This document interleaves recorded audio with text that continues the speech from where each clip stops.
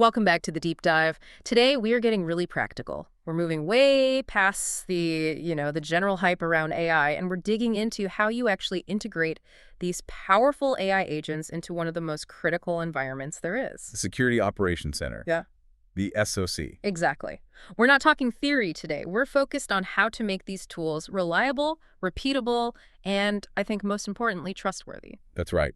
And the guide we're working from today, it's really a playbook. It's built for security leaders, for practitioners. Yeah. And our mission really is to show how you take the power of large language models, LLMs, and make them workhorses in the SOC. Workhorses, not just flashy toys. So accelerating triage, getting better context on alerts. And getting rid of that manual swivel chair work. I mean, the thing that is just burning out analysts everywhere. So our job today, as we go through this section by section, is really to be your instructors. We're going to distill this core thesis, which when you see it in practice is actually pretty simple, but I think revolutionary. It really is. It's that reliability beats novelty every single time. Right. It's not about having the flashiest, most autonomous agent. It's about predictable, auditable outcomes. And that's the engineering challenge we're here to break down. We're going to explore how you manage the fundamental nature of LLMs, which is that they're probabilistic. They can wander, they can hallucinate. And you do that by wrapping them in these strong, deterministic, structured workflows. Exactly. And we're going to use a really deep case study from the guide endpoint forensics with Osprey to show you precisely how that's engineered. Okay, so our roadmap is set. We're following the structure of the source document, and we're starting right at the foundation. We're going to get into why that idea of pure free-form autonomy is, well, it's the most common failure pattern we see. And why structure, engineering discipline, and determinism are really the only pragmatic path forward for AI in security ops. #Tag1. Getting started with AI agents for security operations. So let's start with that dual nature, right?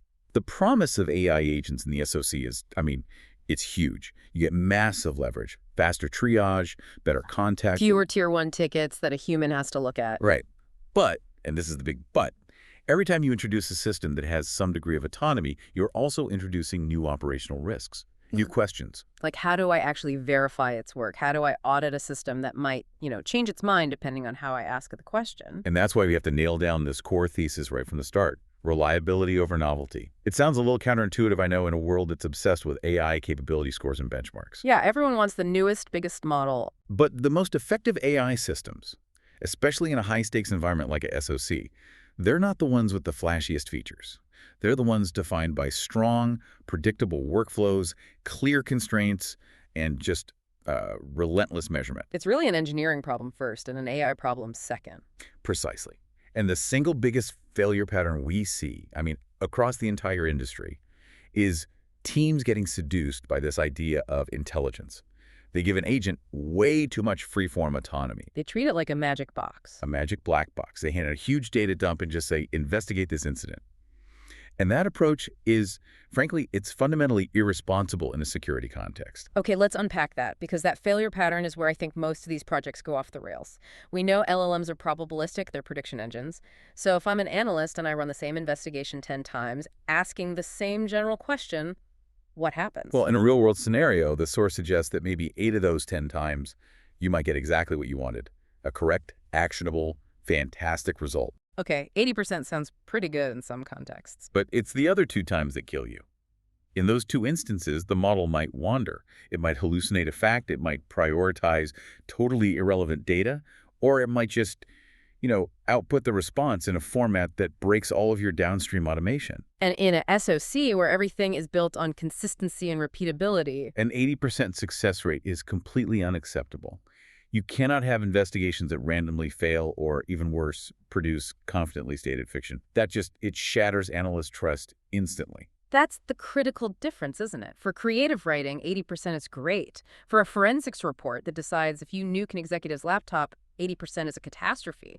So if pure autonomy is the road to ruin, how do you add constraints without, killing the reasoning power that you wanted the LLM for in the first place? What's the pragmatic solution here? The solution is structure and determinism. The whole approach is about pairing deterministic orchestration with what we call bounded agent reasoning. Bounded, so not unlimited. Not at all. You're not trying to replace the analyst's brain with one giant LLM.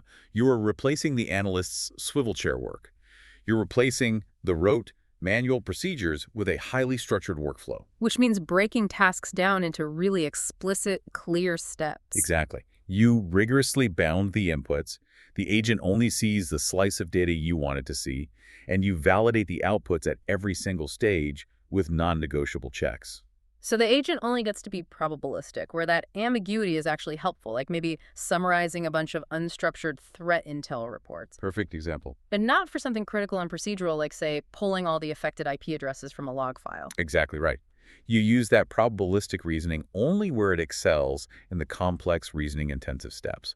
But the entire system built around it is absolutely deterministic. You guide the model with clear procedural instructions.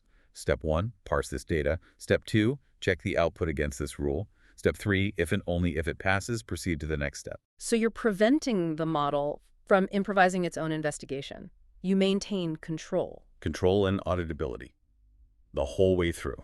And for anyone listening who wants to see this philosophy in action, I mean, turned into actual code, the guide points to a really valuable resource. It does. It's an open-source, LangGraph-based forensics analysis workflow, and it's built specifically to process OSCORI data. So it's a reference architecture. A complete reference architecture. It's got the code, the orchestration design, the prompts, and that's vital because it moves this whole conversation from abstract concepts to applied engineering. It shows you exactly how to build the guardrails we're talking about, so you're not starting from a blank page. Okay, so we've established the philosophy, the why reliability is everything. But how do we actually design a system that enforces that structure? The guide talks about a mindset shift, moving away from focusing on one magical model. Right, to thinking about the overall system. It uses this great visual metaphor, avoiding the monolithic blob in favor of a flowchart. What does that look like in practice? The monolithic blob is the trap everyone falls into. It's this idea that you can build one giant single agent to handle everything from raw data ingestion all the way to the final executive report. And when that fails? You have no idea why or where. The hallucination could have happened anywhere in that complex process. But the reliable system, the flowchart, is built from many simple specialized components. Job 1, Job 2, Job 3 linked together. Sequentially and in parallel. Exactly. This disciplined engineering lets you manage multi-step logic, maintain memory, and this is critical for speed-managed massive parallel processing. So it's less about finding the one super genius LLM and more about building a coordinated team of small, reliable workers. Yeah. But doesn't that approach, breaking a task into a dozen different jobs, doesn't that risk making the whole thing too brittle or slow? That's a great question, and it's really the core engineering challenge. The key is in the orchestration and the standardization. The guide drills this down into 5 required integrations that you have to make sure the system works. Okay, what's number 1? First, you need effective retrieval and summarization. You have to make sure the context you pass to any agent is tight, curated, and relevant. This stops it from wasting tokens and, more importantly, from hallucinating based on junk data. And that happens before the agent even sees the data, right? That's the second integration, deterministic pipelines. These are just classic software engineering principles. You need to consistently clean, prepare, and enrich the data before the agent ever gets it. You remove ambiguity before the probabilistic reasoning even begins. Okay, so you've got clean, relevant data. Then we get to how the agent itself behaves. That's number 3. Bounded agent decisions. The agent should only be used for those reasoning-intensive steps, and its actions have to be severely constrained. An agent built for triage shouldn't have the ability to quarantine an asset. Its function is narrow, its toolset is limited. Makes sense. Fourth, you need strict validation and observability. At every single stage, not just at the end, continuous monitoring for correctness. And the 5th one ties back to what you said about a team of specialists. Agents where they excel. You deploy them only within those defined narrow parameters. You use the LLM's strength synthesis and reasoning without exposing its fundamental weakness, which is that lack of repeatability. So moving from those components to actual application, what are the key workflow patterns we should be using to enforce this reliability? The guide gives 3 non-negotiable patterns. First, structure the workflow. Break every task into the smallest possible explicit sequential steps. This dramatically improves the model's ability to follow instructions and gets rid of those surprise outputs that just destroy trust. So if an agent starts improvising, it's usually because the instructions were too vague. Almost always. Which leads to the second pattern. Bound the agent's choices. Give it a limited, explicitly defined set of tools and inputs. If its job is analyzing event logs, it shouldn't have access to the HR database. Hmm. And you have to rigorously validate its outputs, ideally with a deterministic check, before you let that output move downstream. And the third pattern is about the real world, the operational reality of SOC. Absolutely. The agents have to be designed for the SOC.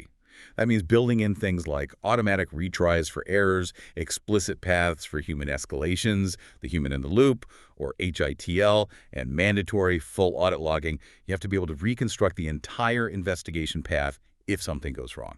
This all sounds a lot like we're applying classic CI/CD, software development standards to LLM development, which feels like a huge leap forward. It is. The guide is very clear. This has to be an engineering discipline.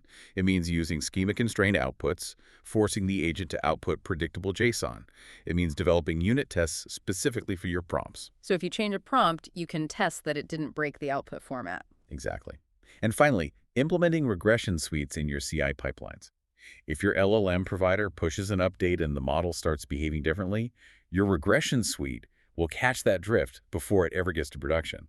That's how you safeguard the system. Okay, let's ground all this in the main use case from the guide. Endpoint forensics with Oscary.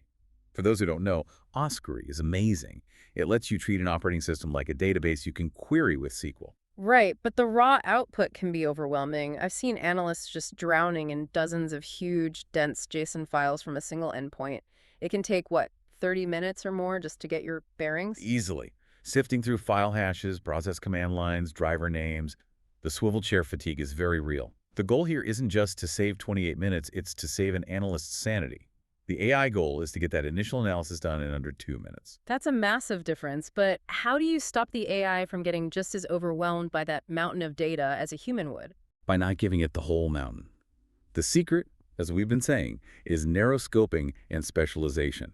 If you try to use one generalist agent here, it will fail spectacularly. The context is just too large and too ambiguous. So you have to carve it up. Can you walk through that data segmentation example? How do you make an Oscary output digestible? Sure. So the guide notes that out of maybe 280 possible Oscary tables, you might only focus on about 40 that are relevant for a typical Windows investigation. And then you group those 40 tables into 4 core analysis categories. Okay. So you have artifacts and file system analysis, then process and security analysis, then network analysis, and finally system and hardware analysis. And then you assign a specialist agent to each of those categories, and they all run at the same time. Exactly. You might have a dedicated software and artifacts agent that only looks at installed software. You have a WMI persistence agent that is hyper-focused on flagging event consumers that could be abused for persistence. This specialization is what gives you accuracy, speed, and cost-effectiveness. The agent only gets the minimal data it needs for its very specific task. Which brings us to orchestration, the choreographer for this whole team. Once you have, say, 8 or 10 of these agents running in parallel, how do you manage that and then tie all the results back together? You use a fan-out, fan-in model, and you facilitate it with an orchestration framework like LangGraph. Okay, fan out, fan in. The initial data gets prepared, and then the process fans out all those specialized agents run in parallel to maximize speed. Then, their individual schema-constrained outputs are collected and fanned in to an aggregation step where a stronger model synthesizes all the findings. And LangGraph uses directed acyclic graphs, DAGs. Why is that structure so important for reliability here? Because DAGs give you predictable execution paths. And that predictability is the foundation of trust. You know exactly which step follows which, and you can insert these critical deterministic checkpoints. So if one agent fails or outputs junk, the downstream agents never see it. You prevent that corrupt data from spreading. And these deterministic nodes are crucial. They can be validation checks, they can be explicit HITL intervention points, or you could even use an LLM as a judge agent to verify the quality of an output before it moves on. It guarantees control. This all comes down to the prompts then, the context engineering framework as the guide calls it. This recipe for defining the agent's job description. What are the 5 steps? This is how we move from vague requests to procedural programming. First, you assign a clear role. For example, you are an expert Oscary forensics analyst specializing in Windows driver analysis. That immediately sets the context and the boundary. Okay, so the role is defined. Second, you have to be crystal clear about the goal. Define precise tasks and objectives. Don't just say investigate. Say, analyze the provided Oscary driver data for unsigned drivers. Produce a concise JSON summary. The objective has to be measurable. The third step is huge. It's about preventing hallucinations, which you just can't have in a security report. This might be the most important rule. Inject only relevant context. This means you provide only the serialized JSON from the queries, the SQL commands that generated it, and the table documentation. Nothing else. This tight scoping forces the model to reason on the provided facts, not its general training data. Fourth, you have to make it show its work, right, for auditability. Correct. You force stepwise reasoning, also called chain of thought. You literally break down the analysis in the prompt. Step 1, review device IDs. Step 2, check publisher trust. Step 3, flag mismatches. This externalizes its reasoning process so a human can follow it. And the final piece is the output contract. This is what makes the whole system work together without being brittle. Enforce an output contract. This is a non-negotiable. Mandate JSON output that adheres to a specific predefined schema. Modern LLMs are really good at this. And that predictable format is crucial because the output of one agent becomes the validated input for the next. Without that rigid contract, the whole multi-agent system just falls apart. Okay, so once you start building this team of specialized agents, the idea of using just one single magical model it goes right out the window. Model selection becomes this complex balancing act. It's a continuous optimization challenge. You're constantly trading off speed, capability, and cost. There is absolutely no one-size-fits-all model for this kind of work. So what are the big considerations? The guide mentions a couple. Yeah, two key ones. First is the whole open source versus commercial debate. Open source models are great for flexibility, especially if you have strict data residency rules.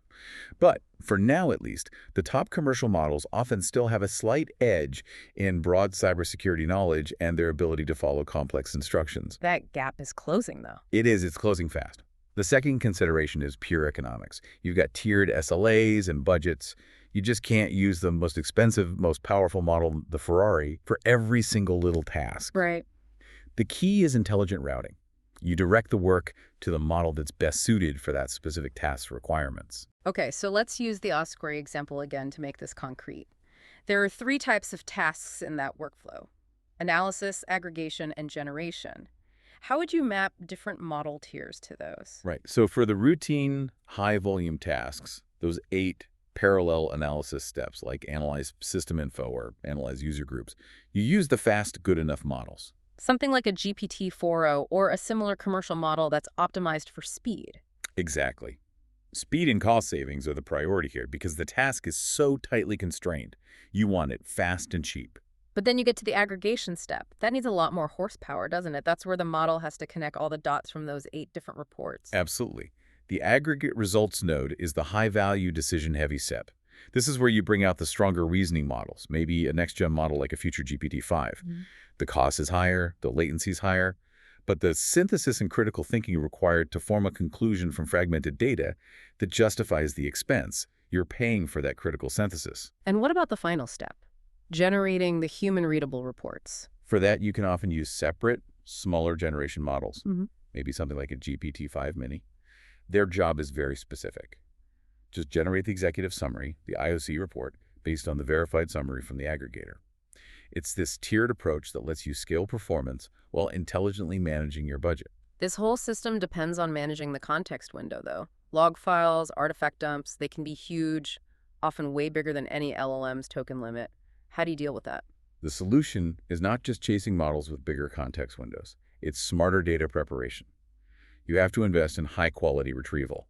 You chunk long artifacts intelligently, you embed and retrieve only the relevant slices of data, and you summarize aggressively. So you preserve the essential signals while cutting down the token count. Precisely. If you have a 10 MB log file, maybe you only need to feed the agent a summary, plus the 3 specific lines of interest. Operationally, you have to track token spend and cap context sizes. This gives you predictable costs and, just as importantly, predictable latency. So intelligent routing isn't something you set up once and forget. It needs to be refined. It has to be. You start simple. Maybe a router based on a complexity threshold. If a task involves more than 3 data sources, escalate the model. Then you continually measure the outcomes for each task. Accuracy, latency, token cost. You use that hard telemetry, that evidence, to refine the routing logic over time. You pay for what works, where it works best. This is a critical point. Because these AI agents can act like analysts, they can initiate actions, access tools, see sensitive data, We have to treat them like any externally exposed service. They need the same robust security and governance. We've all seen the risks model, hijacking, prompt injection, abusing the tools they have access to. The agent itself can become a really dangerous attack vector if it's not secured. Absolutely. So the guide lays out 3 essential security pillars, the guardrails that have to be in place. Okay, what's the first one? First is monitoring for prompt injection and jailbreak resistance. The data these agents process, OSCRI outputs, log files, it has to be considered untrusted. So you have to sanitize and normalize all of that input before the LLM ever sees it. So you're talking about content filters, strict schema validators? And embedding explicit rules in the system prompt itself to resist manipulation. If a malicious actor injects adversarial text into a log file, the filter has to catch it and neutralize it before the LLM can interpret it and take a harmful action. The second pillar is tool isolation. Agents often need external tools, right? Like checking a hash against VirusTotal. You have to have strict controls. So allow listing only approved tools. Allow listing tools, enforcing input schemas for every tool call, and, this is critical, running those tool calls in sandboxes or secure test harnesses first. The agent can't just decide on its own to use a new tool it read about. Every tool call has to be explicit and bounded. And the third pillar is about the data itself, which is obviously paramount in a SOC. Data governance. You have to restrict agent access to sensitive data, like PII. You scope the retrieval mechanisms to only approved data stores. And you have to figure out your constraints early. Are you running on-prem? In the cloud? Can you meet data handling requirements? Those decisions dictate the whole architecture. And if something does go wrong, you need the forensics. You have to be able to figure out exactly what happened. Which is why comprehensive logging is completely non-negotiable. Every tool call, every model call, every piece of data retrieved has to be logged and tied together with correlation IDs. It's the only way you can do incident response and maintain trust in the system. So for the teams building this, the takeaway is that these guardrails can't be an afterthought. They have to be built in from day one. You need to implement the content filters and sandbox tools from the start, and you have to be proactive. That means adding red team prompts and adversarial tests right into your CI pipeline to constantly test the resilience of your agents against manipulation. And of course, instrument everything to monitor for anomalous behavior that might signal an attack. We've spent a lot of time on the how to build the system, but let's step back and talk about how we define success. The guide is really clear that you have to start with value-driven goals. You have to. The metrics have to directly validate the value you're providing to the SOC. The first key criterion is pretty obvious. Faster time to signal. That 30 minutes down to 2 minutes we talked about. Exactly. It's about reducing that human investigation time. Analysts need to get concise, relevant context immediately, often before they've even opened the ticket. If the AI takes 30 minutes to generate a report, you've just swapped one kind of waiting for another. You failed. The next criterion is cost-aware scaling. Because we're using intelligent routing, success means we're scaling our capability while consciously managing costs. We're not using the top-tier model for simple parsing jobs. So it's about showing that budgetary responsibility. If you can save 80% of your token spend by using a cheaper model for 70% of the steps, that's a huge win. That is a huge win, and it's a measure of success. The third one goes right back to our core thesis. It's the one that builds the most trust with the analysts. Repeatable investigations. Success means that if you give the system the same input, you get the same output. Or, just as importantly, a predictable fallback. This consistency is what builds faith. If the system gives a different answer every time, even if all the answers are technically correct, analysts will lose trust and just go back to doing it manually. And finally, the most fundamental measure of any security system. Accuracy. You have to scientifically measure the correctness of the agent's findings. Continuously evaluate your false positive and false negative rates against known incident data. Because too many false positives creates noise and waste time. And false negatives mean the system is a liability. You have to define these 4 metrics: speed, cost, repeatability, and accuracy, and measure against them before you ever deploy an agent into production. #Tag7. Implementation roadmap.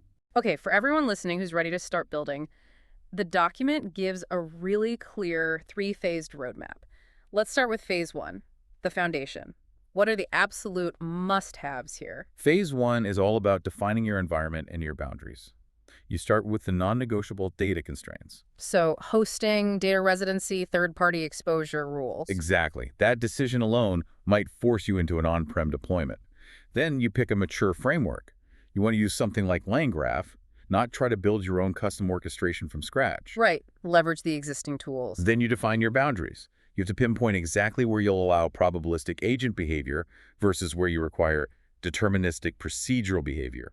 And finally, you set measurable goals right at the start. Time to triage, analyst satisfaction, accuracy, unit costs. Okay, that's the foundation. Now, phase 2, quick wins. This is where you start to see the immediate value. The biggest quick win is strict schema validation. You implement rigorous validation and error handling on all model outputs. If the output doesn't conform to your JSON schema, the system has to fail gracefully or retry. It can never pass bad data downstream. And then you bring in the cost management piece with that intelligent routing. That's the simple router. You default all the routine tasks to your cheaper, faster models, but you build in a complexity threshold. If a task needs multi-step reasoning or crosses multiple data sources, the router automatically escalates it to a stronger model. You get immediate cost benefits. And all the while, you're collecting data to feed the next phase. You have to. Instrument everything: latency, token use, success rates, and critically, this is where you develop your procedural prompts. You have to transform those vague, high-risk instructions into structured, step-by-step guidance. Can you give an example of that? Vague versus procedural? Sure. A vague, high-risk prompt is, investigate this alert. It gives the agent way too much freedom. A procedural prompt looks like this. Step 1, summarize the alert in 50 words. Step 2, enrich the primary IP with threat intel. Step 3, identify affected assets and output the results as a list in JSON format. Much less risk, and the output is totally predictable. Exactly. And that leads to phase 3, maturity. This is where you use all that telemetry you've been collecting. Right. In phase 3, you're continuously refining your routing based on the performance metrics. You expand your test coverage with regression tests and adversarial prompts in your CI pipeline. You optimize your context management to reduce token spend while keeping accuracy high. And you treat the workflows as living things. They are. You iterate on the workflows based on analyst feedback and the hard metrics. And finally, you mature your governance. You expand your audit logging, you implement role-based access, you formalize the escalation procedures. The key takeaway for all 3 phases is that structure reduces risk. So the path to building a reliable system really comes down to 2 actions: meticulous orchestration and rigorous scientific evaluation. We've talked about orchestration, but how does it actually build that analyst trust? Well, the fan-out, fan-in model gives you the speed, but I think the trust comes from integrating those deterministic nodes. They're not just steps in a process, they're integrity checkpoints. That's a great way to put it. Integrity checkpoints. You use them for validation, for human review moments, for those LLM as a judge checks. It ensures that even if you have 10 probabilistic processes running in parallel, the final output is still under explicit control. And this lets you scientifically measure consistency and accuracy in a way that's much more robust than just looking at a report and saying, yeah, that looks right. It does. And we need hard numbers on consistency. The guide details 3 specific methods for measuring this. The first is semantic similarity. Okay. You use NRP algorithms to detect output drift. You compare the semantic meaning of the current output to a historical baseline. If that similarity score drops below a threshold, say 80%, it automatically triggers a human review. So that catches when the underlying model's behavior starts to change. What's the second method? The LM is a judge approach. You use a separate, stronger LLM whose only job is to be a referee. It checks if critical elements, the host name, the severity rating, are present in the final output, and if they adhere to the logic you defined. It's a deterministic check using an LLM for confirmation. And the third one sounds like a brute force constraint. It is. It's applying brittle constraints. Right. Think of it like using YARA-style signatures on your output. You might mandate that a summary can't be more than 500 characters, or that an IP address field has to match a specific regex pattern. These hard, non-probabilistic rules just remove all ambiguity. And at the end of the day, all of this engineering is about building trust with the security analysts who are under pressure. If they don't trust the tool, they won't use it. And the project is a failure. Exactly. Trust is built through consistent schemas, deterministic boundaries, clear fallbacks like timeouts and human escalations, and fully transparent logs. When an analyst knows that even if the AI fails, the system will catch it and hand it back to them gracefully, they feel empowered, not replaced. Before we move on, let's just run through that checklist of common pitfalls from the guide, the mistakes to avoid. Yeah, this is a great list. First, avoid the monolithic do-it-all agent. Break things down. Second, no overstuffed prompts. Curate your context. Third, never use a one-size-fits-all model. Use intelligent routing. Fourth, always enforce an output contract with a JSON schema. Fifth, never deploy without your security guardrails in place. And finally, don't neglect ongoing maintenance and telemetry. These agents are software components that need continuous care and feeding, #half9, from one data source to many. So while we focus a lot on the Osquery case study, and it's a great example, these engineering principles, they apply everywhere, across the entire SOC ecosystem. So identity, cloud, endpoint, SIEM. All of it. The underlying philosophy for building scalable AI workflows is exactly the same, no matter the data source. The guide talks about formalizing agent roles, almost giving them job descriptions like identity investigation agent. Why is that personification helpful? It does a few things. First, it prevents vague job definitions. An identity investigation agent has a clear scope. It can't touch endpoint data. It also lets you use existing organizational language, which makes it easier for everyone to understand. It just makes the agent's function easier to discuss and integrate into your existing processes. And this goes back to the idea of building complex systems from simple, specialized parts. It's the core philosophy. And you see the specialization by data source. The guide shows separate agents for endpoint investigation, one for Defender for endpoint data, and a totally separate agent for Sentinel data. Because the schemas and context are different. Completely different. This tight scoping lets the agent develop a deep expertise in handling one specific data format, which leads to much higher reliability. This sounds like a perfect way to start automating existing SOC processes. How do you actually translate a human SOP, a standard operating procedure, into an AI agent prompt? That's where you unlock huge gains. You start by documenting your dependable current SOC processes. You map the workflow, you identify the choke points, the repetitive rote work, and then you translate those rote SOPs directly into the structured, step-by-step procedural prompts we've been talking about. You free up your human analysts to do the creative, high-value work like threat hunting. And if you're treating these agents like specialized software, you also have to treat them like new hires. They need a performance review. You have to have a continuous performance review process. You track what works, you gather feedback from the human analysts on the recommendations. It's a continuous tuning process. You're constantly reviewing, maintaining version control of your prompts, and iterating based on the evidence. And the results from this structured engineering-first approach. The impact metrics in the guide are pretty stunning. They prove the thesis. Teams that do this see things like a 72% reduction in tickets that need a human, 5x faster investigations, and 10x faster response times. It confirms that prioritizing structure and governance pays off in a huge way. #outro. So, to just synthesize everything we've talked about today, getting AI right in cybersecurity, it's not about chasing the biggest, most capable model. It is fundamentally an engineering and a governance problem. Right. You solve it by prioritizing structure, disciplined orchestration, and rigorous measurement. You can only manage the probabilistic nature of LLMs by wrapping them in these meticulously designed, deterministic, and auditable workflows. And the real prize isn't just getting a sub-2-minute triage time. It's the confidence and trust you build through those predictable outcomes. The whole framework is about treating AI agents less like magic black boxes and more like highly specialized, rigorously managed software components.